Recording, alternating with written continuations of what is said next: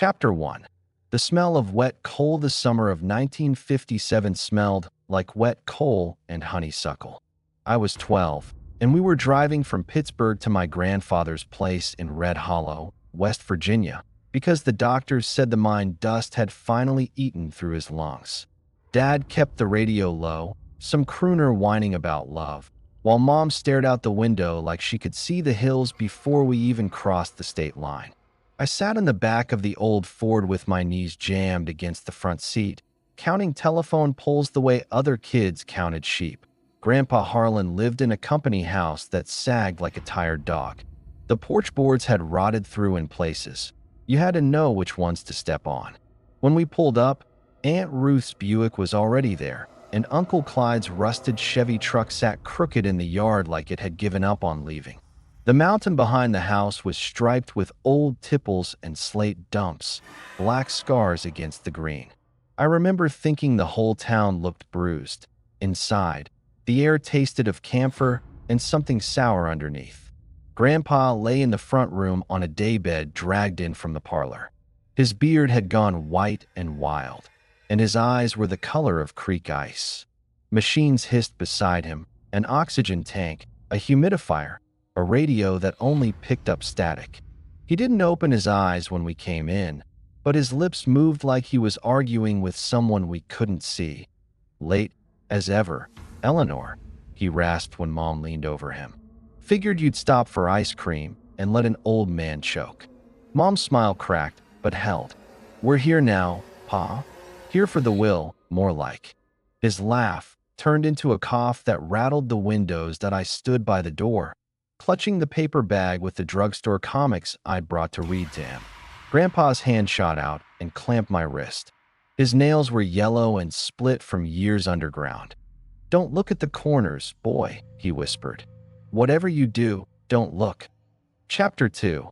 The hollow under the house. That night, I slept in the attic because all the downstairs rooms were taken. The stairs creaked like they were complaining about my weight. The attic smelled of mouse nests and coal oil. A single bulb hung from a wire, swaying whenever the house settled. I lay on a cot under a slanted roof that pressed down like a coffin lid that I must have dozed, because the next thing I knew the bulb was out and moonlight striped the floor through a cracked pane. Something moved in the far corner, tall, thin, wrong. It unfolded from the shadows the way smoke rises from a chimney. A stovepipe hat, black as tar, a coat that hung to the floor and kept hanging, like it wasn't sure where the man ended. The face under the hat was too long, cheeks hollow, eyes nothing but wet shine. I squeezed my lids shut. Grandpa's words drummed in my skull. "Don't look, don't look." The floor didn't creak, but I felt the air change, thick and close, like someone breathing through a mask. A smell, ozone and wet pennies. Then silence so complete I could hear my pulse. When I dared open my eyes, the corner was empty, but the cot beside me sagged, as if something heavy had just stood up. Chapter 3. The ledger in the coal cellar. Morning came gray. Aunt Ruth was already frying fatback. The grease popped like tiny gunshots. Uncle Clyde sat at the table nursing coffee black as mine slurry. Nobody mentioned Grandpa's muttering. Nobody mentioned me sleeping in the attic. I slipped out the back door before questions started. The coal cellar was under the kitchen, reached by a trapdoor and a ladder slick with damp. Grandpa used to keep his ledgers there, records of every ton he'd cut, every dollar the company docked. I went looking for something to read, anything to keep my mind off the shape in the corner. The ledgers were bound in cracked leather. I opened one dated 1921. The columns were neat, but every few pages a name was crossed out in red ink. Beside each crossed name, "Gone to the Hollow." The handwriting wasn't Grandpa's. I flipped to the back. A loose sheet fluttered out, yellowed, folded small. A child's crayon drawing, stick figure miners, a black mountain, and in the corner a tall man in a hat, smiling with too many teeth. Underneath, in shaky block letters, "He comes when you say his name." Footsteps overhead. Aunt Ruth calling me to breakfast. I stuffed the drawing in my pocket and climbed out fast. Chapter 4. The wake that wasn't Grandpa died at 3:17 p.m. on a Tuesday. The machine screamed, then flatlined. The company nurse, a thin woman with a voice like paper, pronounced it. Mom cried without sound. Dad stood in the doorway staring at the body like he expected it to sit up and curse him that we laid Grandpa out in the parlor. Neighbors came with casseroles and whispers. Preacher came with a Bible and no answers. I stood by the coffin, trying not to look at the corners of the room. Every shadow seemed to stretch. Uncle Clyde got drunk on peach brandy and told stories about the war. Aunt Ruth chain-smoked on the porch, coughing into the hydrangeas. I slipped upstairs to change into my Sunday suit. In the mirror, I saw him behind me, hat brushing the ceiling, coat swallowing the light.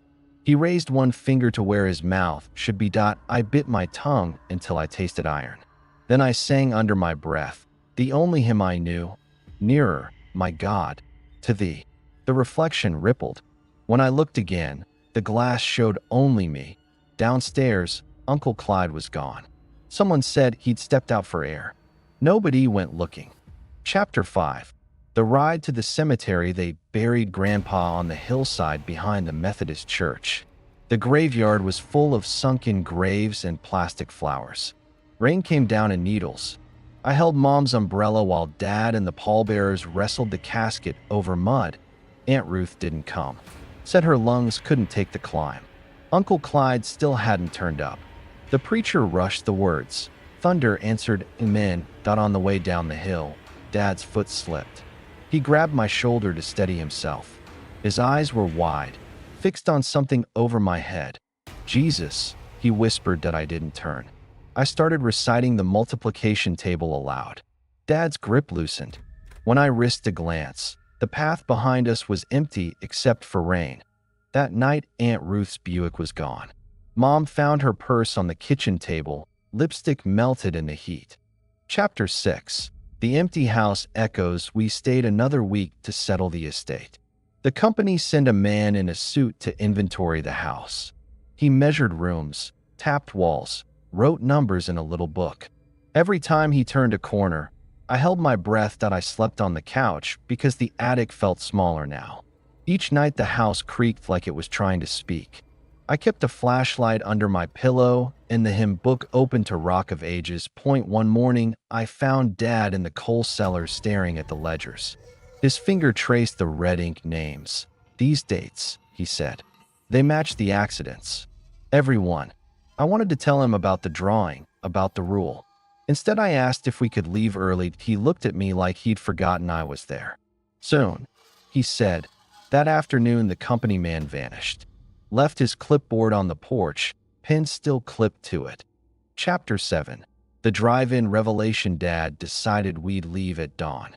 Mom packed sandwiches and thermos coffee. I sat in the back with my comic books and the crayon drawing folded inside one. We stopped at the Starlight Drive-In outside Beckley for supper, greasy burgers and orange soda in wax cups. The screen played The Blob, all screaming teenagers and red goo. Halfway through, Dad went to the restroom. He was gone a long time. Mom started the engine to keep warm. I watched the shadows under the snack bar. A tall figure stepped out of the men's room door, hat dripping neon light. Dad wasn't with him. Mom drove us home without a word. The Ford's headlights carved tunnels through the dark. Every mile, I expected the tall man to slide into the front seat. He didn't. But when we crossed the red hollow town limits, Mom pulled over and cried until the windows fogged. Chapter 8. The school play that ended back in Pittsburgh. School started. I tried to be normal. I raised my hand in class, ate lunch with Tommy Rizzo, practiced layups after school. But the tall man followed. He stood behind the bleachers during gym. He leaned over the water fountain when I bent to drink. Once, in the auditorium during rehearsal for our town, he walked across the stage in full view of 30 kids. Nobody screamed. Nobody blinked. The director just called for lights up. I started humming hymns under my breath. I drew crucifixes on my notebooks. I told Tommy I couldn't stay late anymore. He called me chicken. The next day, Tommy didn't come to school. His desk stayed empty. The teacher moved on to long division. Chapter 9. The letter from the mine. October brought frost, and a letter postmarked Red Hollow. No return address. Inside, a single sheet in Grandpa's spidery hand. Boy, if you're reading this, I'm gone and so are the others. The Hollow takes what it's owed. It started in 21 when the company cut too deep and woke something that should have stayed buried. We made a bargain, silence for breath. Every name in the ledger paid the price, but don't speak of him. Don't write his name. Don't look when he wants you to dot. If you break the rule, he'll wear your face next. Burn this dot. H. I burned it in the backyard incinerator. The smoke smelled like coal and wet pennies. Chapter 10. The street where we live. It's 1958 now. Mom sold the house in Pittsburgh. We moved to a ranch style in Columbus, Ohio. White siding, picture window, crabgrass lawn. She says fresh air will fix us both. Dad's name is on the deed, but not in the phone book. Sometimes at night, I hear her crying through the walls that I'm 13. I don't hum hymns anymore. I don't look in corners. I don't answer when the doorbell rings after dark. Last week I walked to the drugstore for a Coke. Across the street, the new neighbors were unloading a U-Haul. A little girl waved at me from the porch. Behind her stood a tall man in a black coat, hat dripping sunshine. He raised one hand in greeting. The little girl didn't turn around. I kept walking. I didn't wave back. I didn't speak his name, but I know he's patient. He's got all the time in the world. And one day, somebody will look too long. Somebody will say it out loud. Somebody will open the door when he knocks. Maybe it'll be the little girl. Maybe it'll be her father coming home late from the office. Maybe it'll be me when I'm old and tired and the silence finally breaks me. Until then, I keep my eyes on the sidewalk cracks. I count steps instead of shadows. I pretend the world is small and safe and ordinary, but every town has a hollow under it. Every family has a ledger, and every shadow, if you stare long enough, learns to smile. The smell of wet coal never really leaves your nose. Conclusion. The winter of 1958 came early to Columbus, Ohio. The first real snow fell the night after Thanksgiving. Fat flakes that stuck to the picture window of our new ranch house, like someone had torn open a feather pillow and let the stuffing drift. Mom stood at the sink washing the same plate for the third time, her reflection ghost white in the dark glass. I sat at the Formica table pretending to do algebra homework, but the numbers blurred. Across the street, the new neighbor's Christmas lights blinked red, green, a rhythm that felt like a warning that I hadn't seen the tall man since the drugstore. Not clearly. There were moments when the hallway light flickered, when the basement stairs groaned under no weight, when the milkman's shadow stretched too far across the driveway, but nothing solid. Nothing I had to acknowledge. I told myself that was victory. I told myself a lot of things. Mom set the plate in the drainer with a clink that sounded too loud. Bedtime, Danny. I nodded, closed the textbook, and carried my glass to the sink. Our shoulders brushed. She smelled of palmolive and the lavender talc she'd worn since Red Hollow. For a second, I wanted to lean into her, to let the whole story spill out the way it had boiled inside me for months. Instead, I said, "Night, Mom," and climbed the 3 steps to the hall.my room faced the street. I left the curtains open the way I always did now. Darkness behind me was worse than darkness in front. The neighbor's lights painted moving stripes across my ceiling. I lay on top of the covers fully dressed, corduroys, flannel shirt, even my sneakers, because undressing felt like surrendering territory.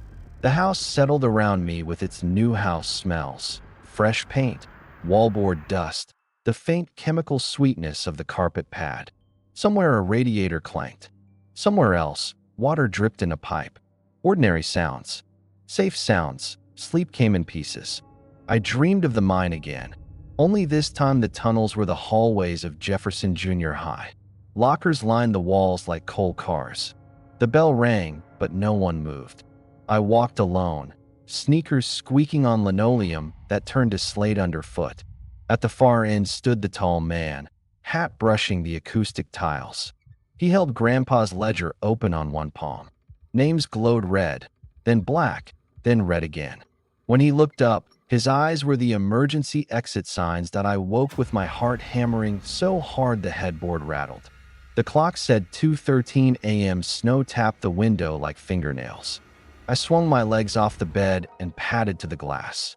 The street was empty except for tire tracks already filling in.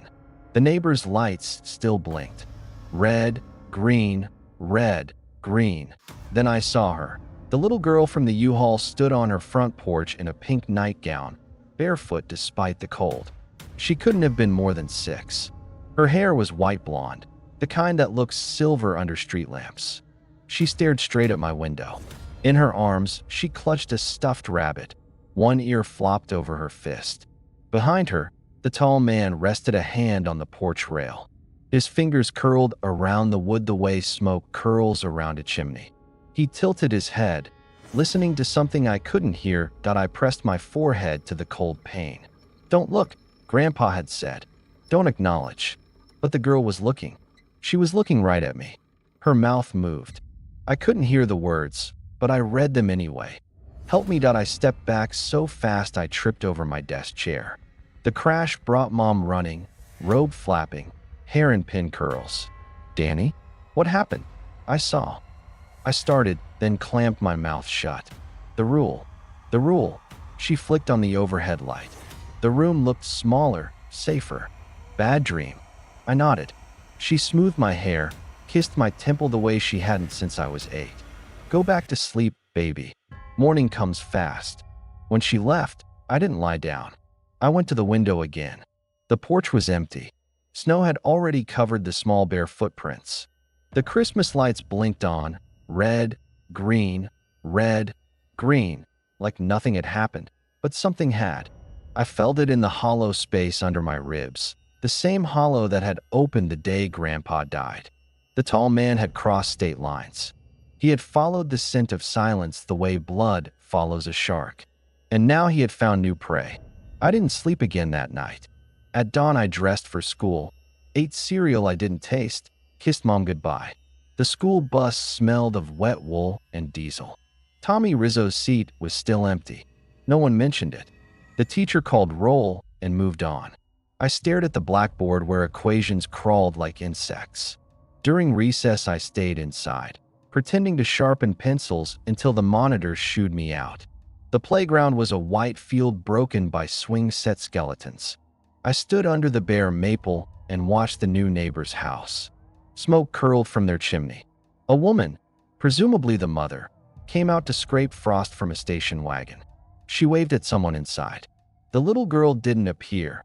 That afternoon, I walked home instead of taking the bus. The snow had stopped. The world was muffled, every sound wrapped in cotton. Our street looked like a postcard. Neat lawns, identical houses, identical lives. I let myself in with the key under the ceramic frog. Mom wouldn't be home until 5. She'd taken a typing job at an insurance office downtown. The house felt too big without her. I made a bologna sandwich, left half on the plate, and went to my room to wait. At 4:47 the phone rang. I let it ring 4 times before lifting the receiver. "Hello." Static, then a small voice. "Is this Danny?" I knew that voice. "Who is this?" "It's Sarah, from across the street. My bunny's gone." A pause. "He's in your yard." I looked out the window. The rabbit lay on its side near the mailbox, pink ears bright against the snow. "I'll bring it over." "No." Sharp, frightened. "Don't come here. Just throw it over the fence. Please." The line went dead. I pulled on my coat, grabbed a plastic grocery bag in case the rabbit was wet. The snow was knee-deep in places. My galoshes left perfect prints. When I reached the rabbit, I saw why Sarah hadn't come herself. One ear had been torn off. The stuffing leaked like pale intestines. Sewn inside the remaining ear, in red thread, was a single word: look.